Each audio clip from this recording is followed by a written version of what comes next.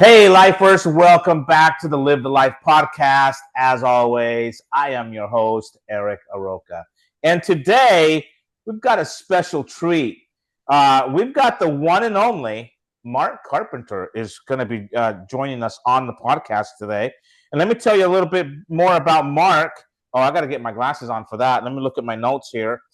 Mark is a keynote speaker, author, and facilitator on a mission to bring greater humanity into business leadership. Very much needed today. He has worked with organizations across industries to help them develop people skills to more intentionally lead people and enjoy greater productivity, higher levels of commitment, and reduced turnover. Mark is also the author of the best-selling book, Lead Like a Person, Not Like a Position. Already, I got to read that book. And the co-author of the bestseller, Master Storytelling, How to Turn Your Experiences into Stories That Teach. That is going to be fantastic read also. Mark, how have I not read these books? I have no idea. Welcome to the podcast, sir. Eric, I don't know how you haven't read those books either. I got to get those into your hands. Yeah, bro, let's make that happen because I am surrounded. I tease people all the time. I say, I don't have a co-host like you do on your podcast, and I do want to mention that you are also the co-host of the Infused Compassion podcast. Which, guys, if you have not listened to this podcast yet, you're missing out. So make sure you listen in. Link is in the description. So definitely go check it out. But yeah, man, I gotta read these because I joke all the time that I don't have a co-host, but I do have backup, and I've got 400 of my 74 best friends right back here in all the books that I own. So yeah, it is an amazing world we live in, isn't it? That we have access to so much brilliance from so many people. And you mentioned the podcast that we have, your podcast here. There's so many great podcasts out there. We just can learn and absorb from all these great people out there. Yeah, that's the great thing, I was thinking earlier this week, earlier in my career, you had to before the internet, right? You had to I don't even remember what we had to do. We had to go to the library, and we had to have magazine subscriptions and journal subscriptions. And I'm like, man, I'm glad those days are over. You still have to subscribe, I guess, to some degree, but at least a lot of things are available online, and it makes it a little bit easier.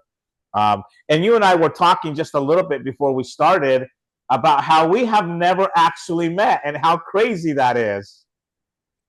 Yeah, especially since we grew up in cities that we just found this out that are 20 miles apart from each other. Yeah. Crazy stuff. We're both members of the National Speakers Association, albeit now I am in the Houston chapter, and you are in is it called the Mountain West chapter? Mountain West, yeah. Mountain West. So and I know that encompasses Utah. Help me out.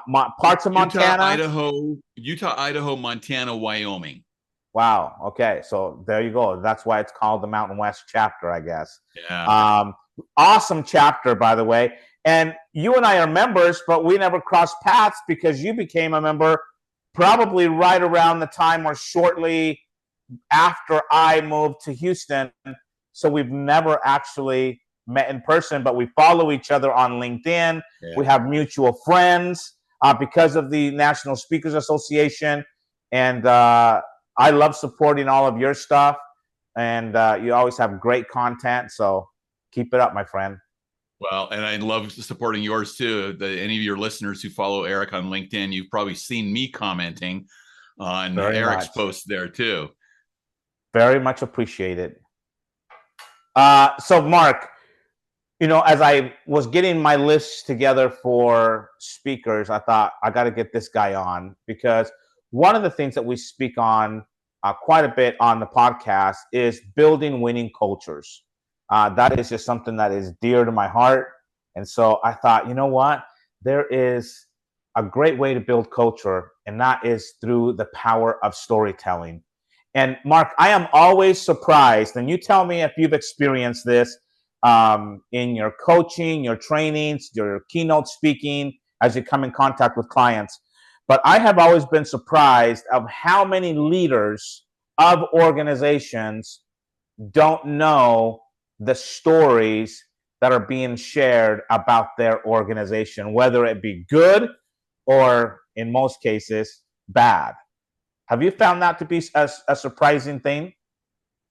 Well, the thing that's more surprising to me is not so much that they're not aware of them, but that they don't take advantage of them. Oh, yeah, They don't that take too. advantage of this opportunity. They've got all this collection of great experiences and information that if they could tap into the power of story and especially leverage the positive ones and then leverage the negative ones as teaching opportunities, there is so much great leadership power and potential in those stories.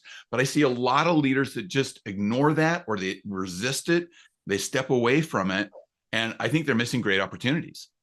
Yeah, I can't agree with you more. I believe that they're missing out on just potentially, the ability to strengthen your organization, to strengthen your people, and to empower them. Let go of the bad stories, right? We can forget about. We got to do some change. We got to do some other culture things for that to happen. But definitely, like you said, take advantage, right, and of those good stories, of the good things that are happening in your organization, and figuring out what are those stories. How do we go about sharing those stories with the public? Why do you think storytelling is such a powerful tool for leaders in organizations today?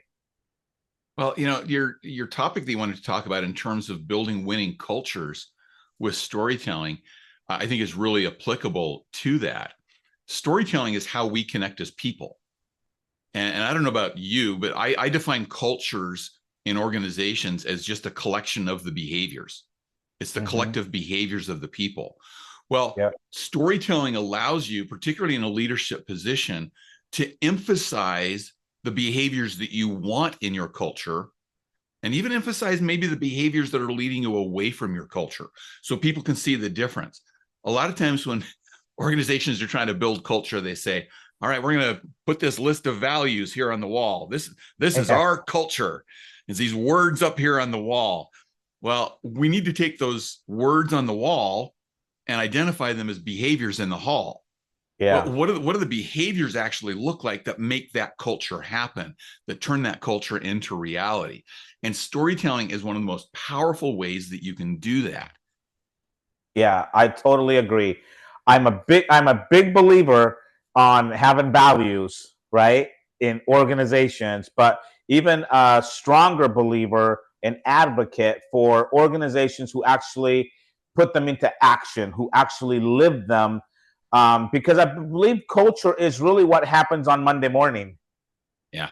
right? It's not what's going on Saturday night or Sunday during the day. It's what's actually happening on Monday morning. And so I think being able to live those behaviors out is where the power of having those values and having all the fancy missions and things like that, to be able to share with people. And I think there's a great deal of value in sharing in a story format what the mission of the organization is.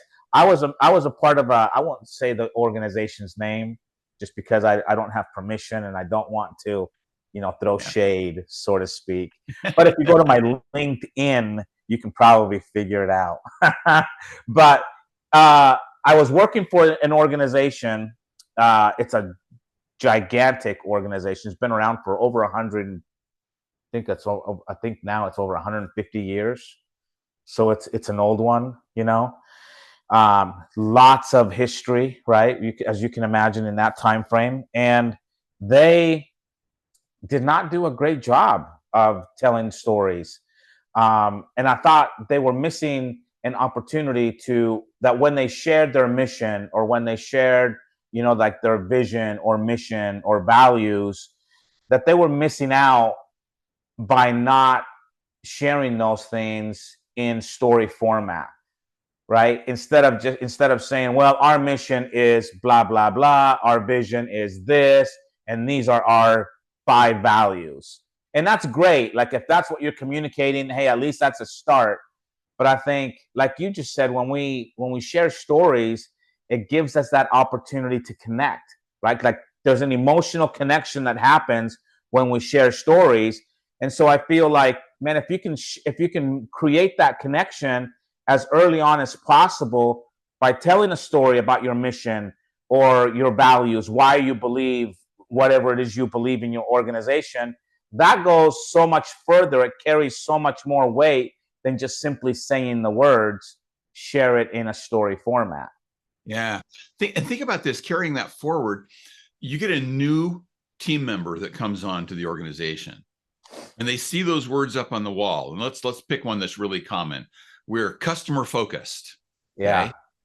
Well, if nobody tells you what customer focused looks like in the organization, you're left to guess and figure it out on your own. Yeah. And then I might be with a customer and say, hey, we're customer focused. You know what?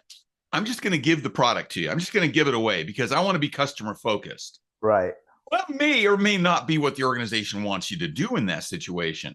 But if you tell a story that says, this is what Eric did that shows a customer focus, then I, as the new employee, I'm going to look at that and say, now I know what that means.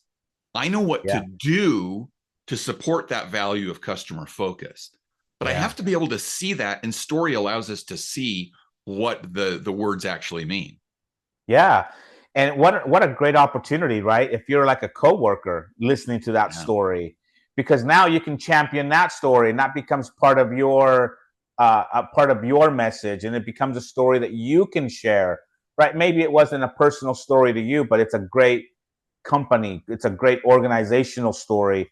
So hey, the more time that you share it, the better for the organization. And then everybody understands what being customer focused actually means. Because I think many times we throw out these words, these values that are kind of generic, customer focused. One of my favorites is people oriented, right? I don't even know what that means, to be honest. I've worked for so many different organizations who say, we're people first, we're people oriented. By the way, we're having layoffs twice this year, right? I'm like, wait a minute. You just said you were people focused and people oriented. What does that actually mean? Or work ethic. I don't even know what that means either anymore. But yeah. And you make a great point with that, because we put the words on the wall. And if the behaviors are not consistent with the words on the wall, what are people going to believe? Is it the words on the wall, or is it the behaviors in the hall? No, they're going to believe what they actually see with their eyes.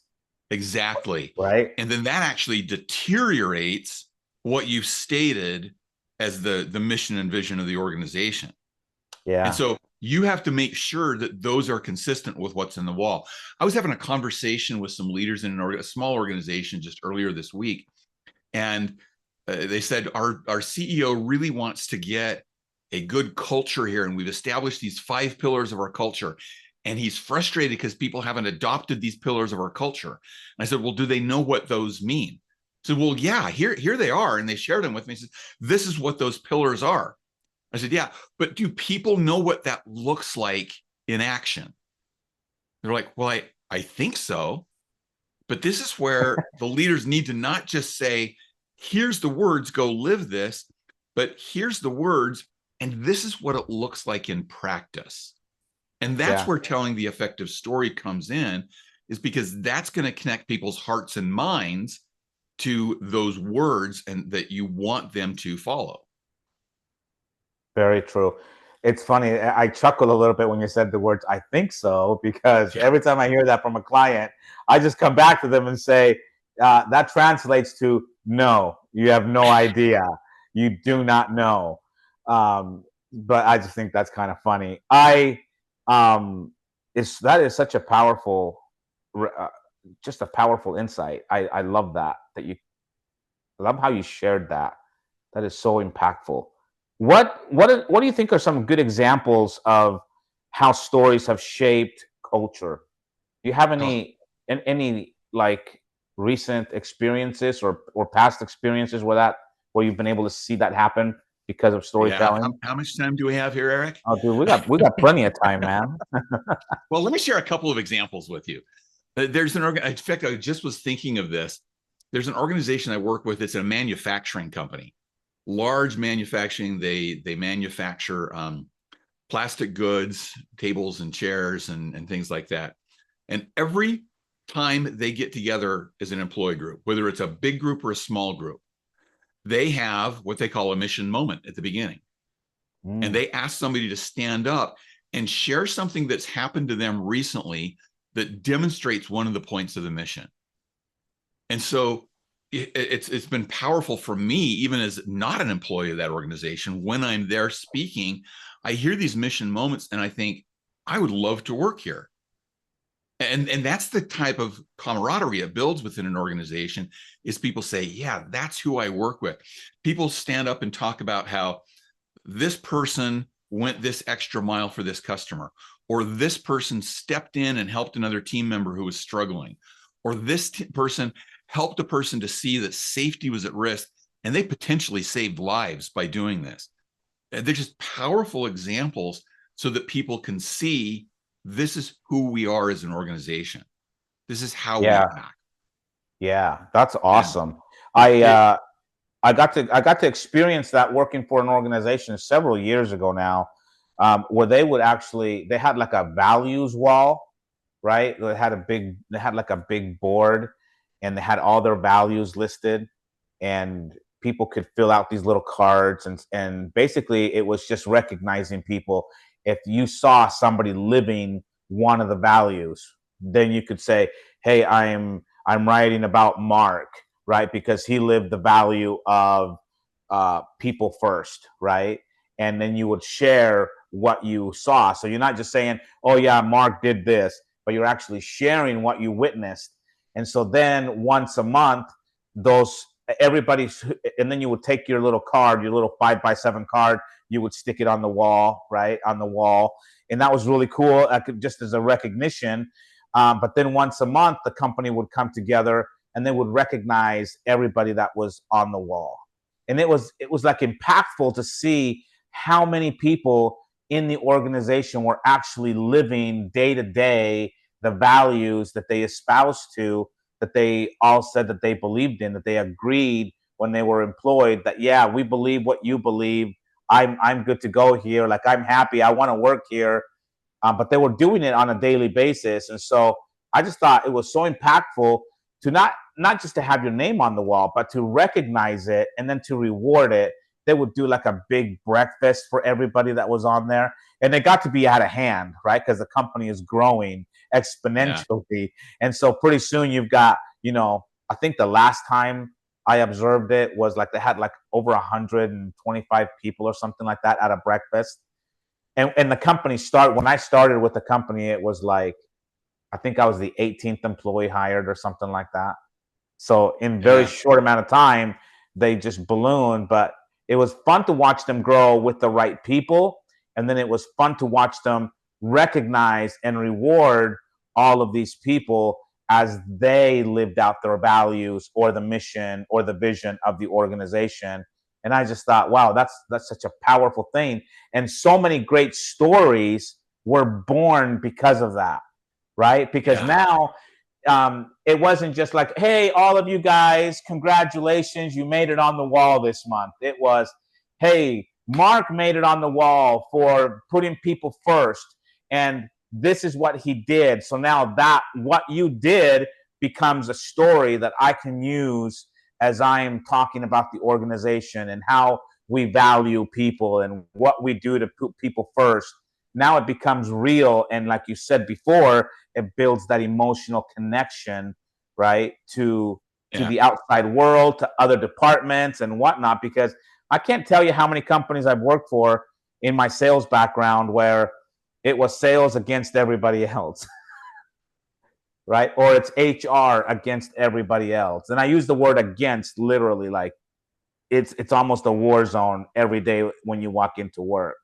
And so, it was a lot of fun. I go to that example that you just gave too, because there's so many powerful learning points from that. First, by having that point of recognition, it not only makes me want to live the values so others will see it, it makes me look for those values in other people. Yeah. So I am more and more aware of those. And the other point, you brought this up, I get pushback sometimes from leaders who say, well, but we don't have any good stories to tell. It's like, well, then you're not paying attention. Exactly. Stories are everywhere, and we need to be story archivists. We need to find those stories and capture them and repeat them and hold on to them so we can use them again and again and again. And that's such a great example of these stories are everywhere. Part of the reason we love stories is because we live stories. They are our life. This is what we do. And if we're just paying attention, we'll see them all over. And we can ask our team members, give us some examples of where you have seen this value demonstrated.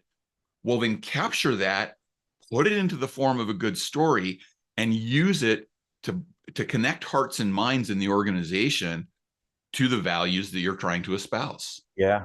Yeah. And I think, with technology being what it is today, what a great opportunity to not only do everything that you just said, to capture, to share, and all those things, but to share it to the masses, because now you can create stories for Instagram and Facebook. You can create reels. You could create short content videos and put them out on YouTube. And I just think, wow, what an impact that could have. Far greater impact than just your walls within your organization. You could impact so many thousands, if not millions and millions of people. When we talk about storytelling, Mark, I think, and one of the reasons why I wanted you on the podcast is because you and I recently had the opportunity to compete in a short story contest. What was it called? Last Story Standing? Is that what it was called? Last Story Standing. Yep. Last Story Standing with National Speakers Association. You and I did not make it to the finals. We did make it kind of to the semifinals, right? So congratulations for making it that far. It's not an easy feat. I know that there's a lot of great storytellers that you had to compete against in Salt Lake City. So good for you for getting that far. But I really enjoyed the story that you shared. And so can you help us by maybe walking us through a little bit about what is it that makes stories memorable? What is it that makes them impactful in the workplace? Like in a workplace setting, what are those things that make them impactful and memorable? Yeah. And I want to make the distinction between just sharing an experience and telling a story. Because a lot of times people say, oh, I'll share this experience that I had. That's a story. Not necessarily. Story needs to be much more intentional than that. I can share an experience about something funny that happened over the weekend, and I feel like I'm so entertaining to the people, and that connects us in a little bit of a way. But an impactful story has a purpose. It's teaching a point. That was one of the key elements of that National Speakers Association Last Story Standing competition, is your story needed to illustrate a point. You had to be making a point with that. Yeah. And so that's one of the key elements of story versus experience, is you're actually making a point. The reason this connects is because this is how our human brains work. We think in stories. We make sense of the world by the stories we hear and the stories that we tell. And I think it's fairly natural that people can see that they can connect with people as they hear their stories. But there's been a lot of brain science around it more recently that shows that that is true. There was a study, in fact, I just heard about this on a podcast recently, so I can't even source it for you, but where they presented some information to some people with a lot of data included, and they told some stories to illustrate why it was important. Well, a couple of days later, they went back to the people and they said, what data do you remember? And hardly anybody could remember the data. And they said, what did you remember about the story? Everybody could remember the story. And they remembered the point of the story. And so that's where we remember things. Stories tap into more parts of our brain than data does. And so we remember more because it sinks into our brain. It also connects into the emotional centers of our brain. There's another great study that was done at a university where they took 3 groups of graduate students and they gave them all the same information, but they gave it to them different ways. The first group, they just gave them the data, just an information dump. Now, think about this from a leadership standpoint. Do we do that a lot? Hey, here's the information. You need to remember this. This is the policy. This is what we need to do. Go. Now, the second group, they got the information, but they also got it with charts and graphs. This is another great leadership principle that we install, right? Yeah. Use charts. It's going to make things more memorable. Mm-hmm. The third group, they gave them the information in the form of a story. And then a couple of weeks later, they tested how much did you remember? How well did you remember it? What was the impact on you? Two surprising findings out of this. The first surprising finding to me was that there was no statistical difference in how well the first two groups remembered. The charts and graphs didn't really make that much difference. The third group remembered more of the information, remembered it more accurately. And this was the other surprising finding. They found the information more credible. Think about that. We give people data, we show charts because we want to be credible. But people hearing information in the form of a story actually found it more credible. Yeah. And it's because of the human connection that comes with story. There's some other great research. I could go really geeky on the research. And this is the last little point on research I want to make. There's some great research done by Dr. Paul Zak about the brain chemistry that changes in us when we hear a well-told story. Well, when you hear a story that you can relate to, where you can relate to the characters and the situation in that story and the conflict that they're experiencing, your brain gets an increase of oxytocin. I don't know if are you familiar with oxytocin, what oxytocin does for us? Yep, sure am. It's called the trust hormone. Yeah. And so think about this. As I'm a leader and I'm telling you this story that you can relate to, you get an increase of oxytocin, the trust level between us goes up. Isn't this exactly what you want as a leader? Yep. So there's another reason the storytelling can be super powerful and super impactful for leaders in making the connections they need to on their team and helping them remember the key points and the key information they need. Yeah, very much so. That's an interesting study. I'm not surprised by the data, right? I'm not surprised that the first two groups were nothing statistically significant, right? Like pretty much the same information. But yeah, stories, greater connections, people can relate to it a little bit better, remember it, live it, just kind of take it all in. I love that. That's great. In my sales career, Mark, I always thought myself, kind of touted myself as a good salesperson, right? Like I was like, oh, I do pretty well. I really enjoy it. I was in pharmaceutical sales and just really enjoyed it. But I found myself really struggling to be different or to make a difference, to make an impact. And I just felt like my sales career was feeling a little bit stagnant. And then somebody introduced me to, I call them mini stories. I have a great friend of mine, author, a member. I think he's maybe a new member of NSA over there in Salt Lake City. His name is Brad Ball, but he talks about micro stories.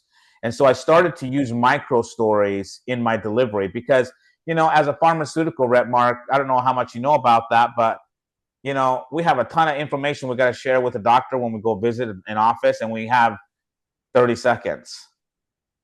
That's it. And you may be waiting around for 45 minutes to an hour. I feel like it's a, you know, Disney ride. You know, you're waiting forever and it's over like that, right? So I started incorporating these stories to share the same data, the same information that I was going to share. I started doing it in micro stories, 30-second stories.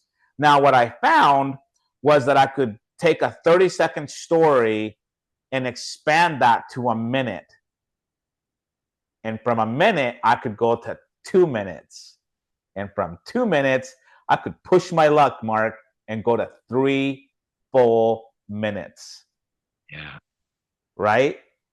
My career took off like a rocket ship. Like I was just I was along for the ride because that thing was moving faster than I could control. It felt like, and I wasn't any smarter. I definitely wasn't smarter than anybody on my team. I definitely wasn't working harder than anybody else. Right? I was putting in my hours and doing my thing, and you know, being responsible and accountable. But the only thing that changed was telling micro stories to share information that I would have shared with them anyways. in So probably a much more boring format that they would never obviously connect to or connect with. And that was the only change. And that's what opened my eyes to the power of stories. It could be a 5-minute story, Mark, or it can be a 30-second story, but the power is there. yeah. So let me ask you this. I know the answer because I know the research behind storytelling. Why did that 30-second story open the door for you to go to a minute to 2 minutes to 3 minutes? I think it was just that, I think you said it earlier, it was that human connectivity. It was just, we made a human connection. I think they started seeing me as a real person rather than a sales rep. That's it. Because if I see you as a sales rep, how many of those do I see on a day? If you're a doctor, you see them every single day, and you see way too many of them, right? And so, but if I can see you as a real person, that's different than just seeing someone as a sales rep. And so I think there was that greater human connectivity. And you tell me, I probably didn't give you the wrong, I probably gave you the wrong answer. So you got to tell me what the right answer is. You But gave the right answer. that's what it You was. gave the right answer. It's the emotional hook that comes in with the story, Yeah. where all of a sudden I am not seeing this guy that comes into my office as somebody that's dumping a bunch of data on me, but I see this as a human being who actually has my needs at heart. Now, you were that human being before, but you weren't making that connection with them without the story. Now, I want to put this back into business. I was a more boring human being. Yeah. And so put this back into business leadership. This is why I wrote the book, Lead Like a Person, Not Like a Position. So often we are so concerned as leaders about, I want to show this person I'm the leader. And we don't want to show the humanity in us. And so sometimes we're afraid to tell stories that maybe it was a story where we made a mistake. And so we try to tell these self-aggrandizing stories. Well, guess what? That story is now about you. It's not about your people. Yeah. The reason that that worked as a sales rep is the story was about what the doctor cared about. Yeah. It was more about them than it was about you or even about your product. And it was more about an outcome that they could get. The same thing applies in business leadership. If I get so focused on, well, I'm going to tell this story because it makes me look really good, that's not going to help you. No. That's not going to connect you with your team. What's going to connect you with your team is the stories that shows that you're a human being and you want to connect with them as human beings so that you can solve problems together, you can work together, you can get success together. Yeah. And on that same kind of that in that same area, what role do you think authenticity plays in being an effective storytelling? Yeah, it is absolutely crucial. It is absolutely crucial. If you try to show up as something other than you are, it will come through. People have that little authenticity radar. Yeah. They can tell when it's real and when it's not. Yeah. And so if you try to fake it, that's not going to work. No. It'll come out as fake. This is what people want. People want that human connection. They want to see the humanity in you as a leadership. They want to see you as a person, not just as a position. And your true strength lies in your ability to be fully transparent and fully authentic and to share your struggles as well as your successes, because that's what people are going to connect to. And just one more point on that. When you aren't fully authentic, you know it yourself. And so you feel like a fraud. You don't feel authentic in front of other people. And so you don't bring your best self to them. People want the humanness. They want the human connection. Yeah. I love that you said this. You didn't use the word, but you alluded to it, that vulnerability, right? I think people want to see leaders who can be vulnerable. And what a great way to be vulnerable through storytelling. To be able to tell a story where you fell short, right? You came up short as a leader, and be able to tell a story on how you did that. Because now you have that emotional connection to say, well, shoot, I've come up short before. I've dropped the ball in the past. So we have something in common. And what did he learn? What did that person learn from it? How did they overcome that for the next time? How do I use that? Right? How can I incorporate some of those tools to make sure that I don't fall short, or that if I do fall short again, I can quickly, use some of these tools that I've learned, or these new things that I've learned, to pick myself back up again, and keep moving forward. I think it's that vulnerability factor, not just authenticity, but I think when you have authenticity with vulnerability, then I think you have something truly powerful, especially as you are sharing stories, and going about telling stories of your organization, about your people, your products, whatever it is. I think that's where the power comes in. Those two elements I have found to be just crucial in the aspect of storytelling. Yeah, and think of it from the perspective of, what's the leader's role? Part of the leader's role is to help people not make the same mistakes they made. And so what's one of the best ways to do that? Tell the story about the mistake you made and what you learned from it. Let them learn from you instead of learning from their own mistake. Yeah. I've heard this before years ago. Wise people learn from their mistakes, but really wise people learn from other people's mistakes. Yeah. So yes, sir. Let your people be wise enough to learn from the mistakes you've made by sharing those stories.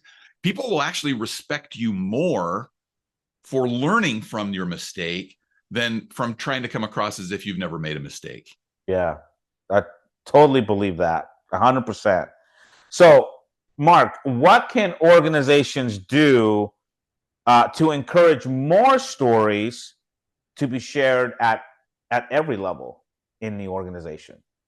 We kind of hinted at this early, but it's start being story archivists. Collect those stories. Ask people to share those stories that have meaningful impact in the company. And you've got to share them as a leader too, to set the tone, but ask people for those stories. Repeat those stories. Put them out there. Get them in your organizational communication, in your meetings. Those mission moments that I talked about make a huge difference. I worked with an organization, was a leadership retreat for a large financial services organization.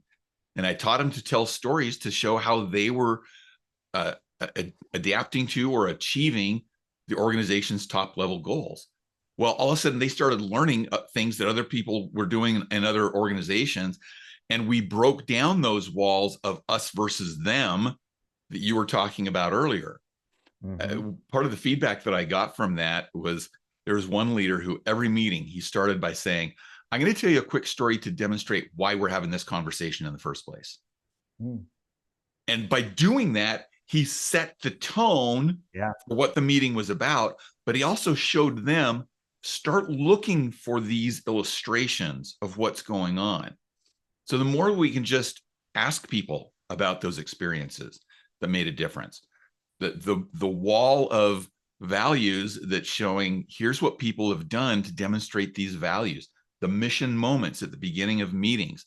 Those are the types of behaviors that will encourage more of those stories to come to the surface, and it'll encourage people to look for them everywhere. Because if you're looking, you will find them. Yeah. I think it's really that simple.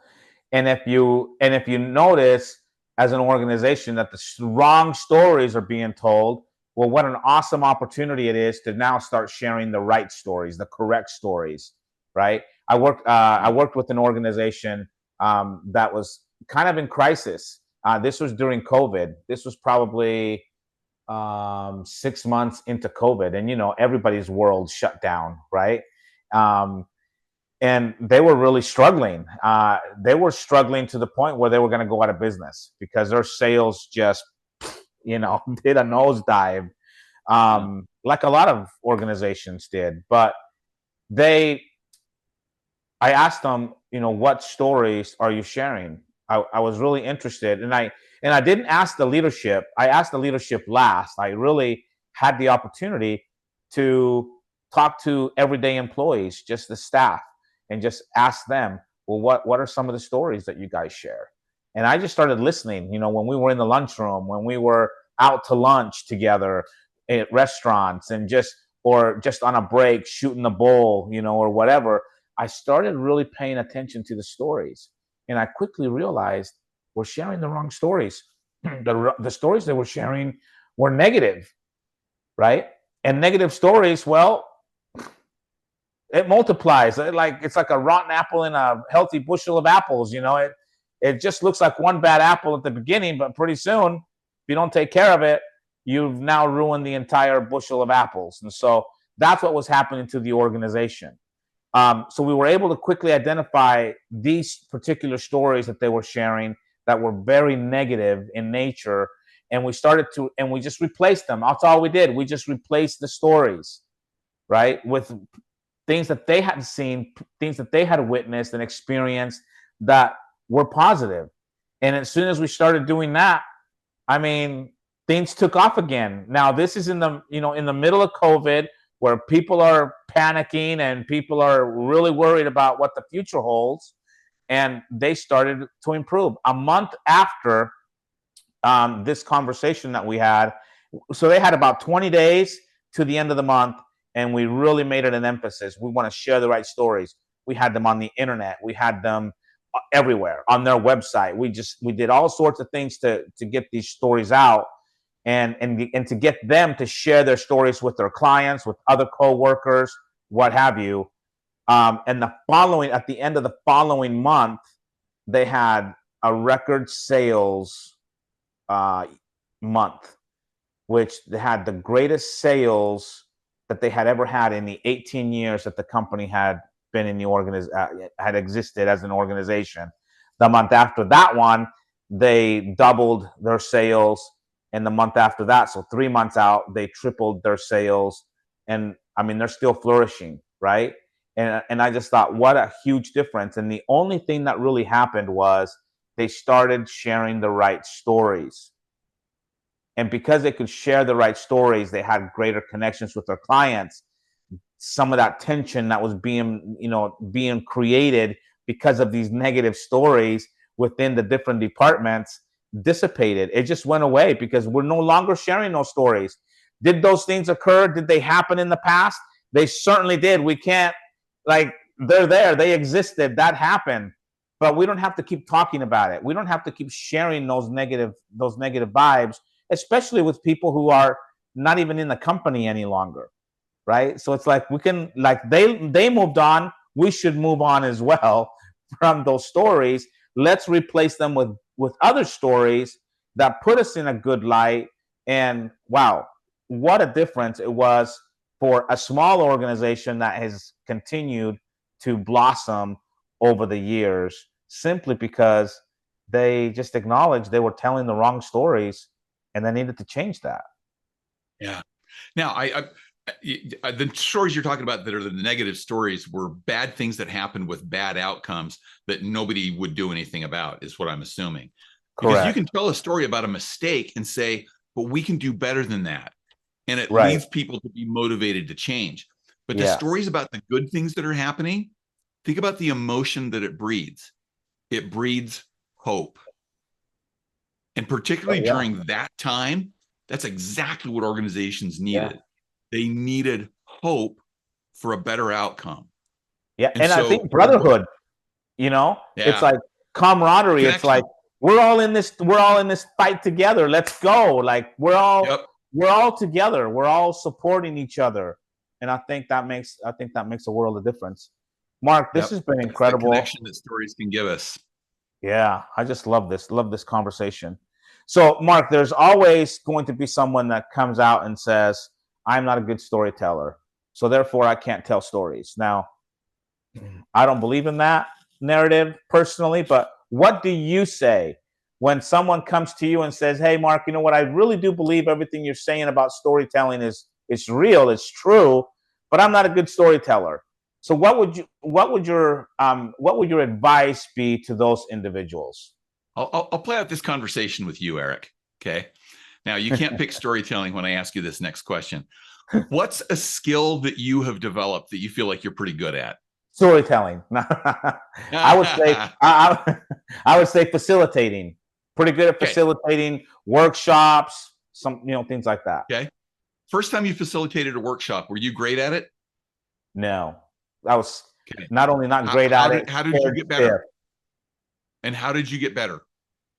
By learning as much as I could about how to be an effective facilitator and then putting those things into practice the next time I had an opportunity, and listening to feedback, right? When people said, hey, you need to do this or you need to do that, I really listened and tried to incorporate all those things. Now, not everything, some things I just had to say, thank you, and smile, thank you, and that's it, because I wasn't going to, that was great feedback, but I wasn't ever going to do anything with that. So I would say that's what I did to become an effective facilitator. And that's how you become an effective storyteller, is you learn the process and you practice it and you get feedback. And some of the feedback is just watching people's eyes as you're telling the story to them. Yeah. Is this landing or is this not? Yeah. You incorporate some of that feedback and you do it again and you do it again and you do it again. And the more that you do it and the more that you incorporate that feedback, the better you get. Any skill that people have, they weren't just born with those skills. I'll even go to physical skills. If somebody's a great skier, or if they're a cyclist, or if they're a great tennis player, well, you don't start out great with those. You have a desire to do it. And if you have a desire to learn storytelling, you can jump in and start doing it, get some guidance, and learn from that and keep practicing. And you can build a skill that maybe you feel like it's not natural for you or that you currently don't have, but it's just like building any other skill. Yeah. Read one of your books, right? Go to Master Storytelling. That's the one that's Go to Master Storytelling, that's the best. pick it up. Or come to my Master Storytelling workshop. That's another way that you can get better at these skills. There you go. No, but we laugh about that, but how essential is that? Because maybe we're not great storytellers, but maybe we really enjoy reading. Maybe we really enjoy a podcast. Well, you can listen to a podcast about storytelling, right? You could read a book.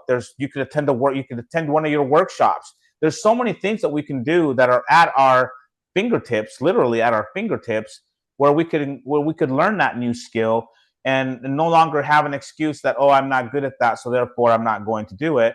Instead, we can say, hey, maybe we don't want to become expert storytellers, but we just want to maybe slightly improve. Well, even if you just slightly improve, it's going to be a pretty big improvement overall once it's all said and done, because you're making human connections with people. As a professional speaker, I feel like our job is to tell stories, right? I mean, essentially, that's what we do. We tell stories. And I think, wow, can I be authentic in my storytelling? Can I be vulnerable? Can I just share a story with you? And my outlook was, if I can just affect in a positive way one person in the audience, if only one person comes up to me after I'm done speaking and says, Eric, thank you. I really needed to hear that. I felt like you were speaking directly to me. Then I go home, I hold my head up high, and I think to myself, my job here is done, because I impacted one person. But think about how many people that one person can impact when they leave you, because they may have shared your story, or they may have shared that experience that they went through with you. How many hundreds or how many thousands of people are they going to influence? And how many hundreds and of thousands are all of those people going to influence? I only had the influence and the impact of one person, but it multiplies. And it's all because the power of storytelling. Yeah. And even with experienced storytellers, we're all still learning on this skill. Yeah. I have once the story I told for the last story standing competition. Oh, I practiced that. I worked that. I got feedback on it. I changed it. I adjusted it. I changed how I delivered certain lines of it. I worked on that story. It's not that I just get out of bed someday and say, here's my perfect story, and it just comes out of my mouth. We're all still working on developing these skills. Yeah, I do it constantly. I mean, like you said, the story I shared, same thing. I have gone over it. I don't know how many times I've told that story in different settings, and I thought, no, I'm going to really hone it in. I'm really going to deliver it really well, and I want to have an impact and all those things. And I was really nervous. And after I shared the story, I kind of thought, oh man, I think I left some. I think I left something on the table, and I'm like, I was kind of beating myself up. I was in the middle of beating myself up when they said, and our winner is Eric Aroka. I was still like going, dang it, like why did I say that? Why I didn't even practice it that way. Why did I? And then somebody had to like nudge me and like say like, hey, dummy, you won, And then I was like even more shocked because of the other It's stories so that were funny. shared were so impactful. So yeah, It's we're so always funny to trying to say that, improve. Eric, because I did the exact same thing in our chapters competition, where I was sitting there going, oh, I missed this key point and I missed that key point. Oh, I shouldn't have done that. I shouldn't have done that. And so when they announced the third place winner and then the second place winner, and I had in my mind, okay, that means the winner is one of these two people. Yeah. That wasn't me. Because I thought if that person is in a second place, I must have been fourth place. Yeah. I honestly, I'd put myself there. And so when they said my name, I was like, wait, what? Seriously, the person next to me nudged me and says, get up, you got to get up. Yeah, I know. Well, you're at least ahead of me. At least you were thinking, okay, that they didn't win, or maybe I have a shot. I wasn't even going down that road. I had no idea until I got up there who took fourth place. Yeah. I had no idea because I was so busy like thinking, oh man, why did I do it this way? I should have done it this way. I practiced it this way. Why didn't I stick to my, but that's just getting in my head and, getting in the way of otherwise, I think, a successful experience in sharing what I thought was an impactful story with the great audience. So I think you're right. Let's just get out of our own way, share stories, make those human connections, and the more we share, the better off we're all going to be. Yeah. And I want to make another point here because we've kind of sidebarred into more professional storytelling, that as a leader, you don't have to like rehearse your story hours and hours and hours to tell a story. No. Your most important points in telling that story, what we talked about earlier, authenticity, but also to know what the point is you're trying to make and why that's important to the people who are listening to you. Yeah. And if you can get focused on those, now there's some structure, and we teach the structure in the book and in the workshop. There's some ways that you can structure the story for better impact. But I don't want people to walk away thinking, oh, as a leader, I have to practice these stories over and over again to get them. No, not necessarily. No. You use the stories, and if you tell them with authenticity and beginning with the end in mind, as Stephen Covey would say, to what's the point you're trying to make. And remember, the story is not about you. It's about them. Yeah. That'll get you there. That'll get you the impact and the connection that you want to make with the stories you tell in your business environments. Those are the magic words, Mark. It's never about us. It's about them. It's about the people that we lead. It's never about us in any way. It's always about the people that we lead. And I think you're right. If we do it with that in mind, if we do it with that type of focus, we're going to be successful, right? Yeah. And we'll continue to improve as the more we tell stories. I mean, you're going to improve. And so I think the point of it is just get out there and share them and make those stories powerful and just allow that human connection to happen because you were willing to tell a story. Mark, next time I'm going to read your book. Now tell me the name of it again. I got to write it down. So there's two. There's Lead Like a Person, Not Like a Position. Yes, sir. Okay, that one. And then the other one is Master Storytelling. All right, Master Storytelling. Okay. So I'm going to read Master Storytelling. And then after I read it, maybe at the beginning of the year or something, we'll have to have you back onto the podcast if you'd love to come back and talk really about more of the structure of storytelling. And we can dive into that book a little bit because I'm fascinated by it and really looking forward to reading it. What do you think? Let's do it. Let's do it. I'd love to come back and talk to you and your audience. Sounds great. Well, Mark, thank you so much, sir, for coming on to the Live the Life podcast. It has been enlightening, to say the least.